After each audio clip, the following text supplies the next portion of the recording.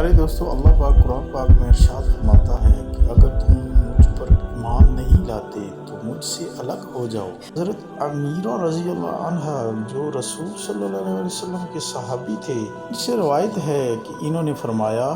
اگر بندہ اپنی یوم پیدائش سے لے کر بوڑھا ہونے تک، مرنے تک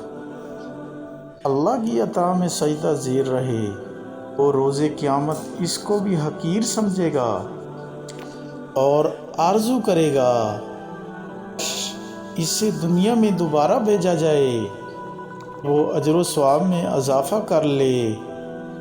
تو یہ چیزیں ہمیں اپنی زندگی میں سوچنی چاہیے، کیونکہ جب وقت ہاتھ سے نکل جاتا ہے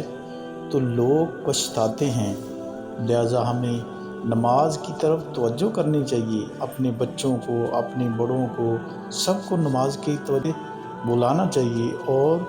ان کو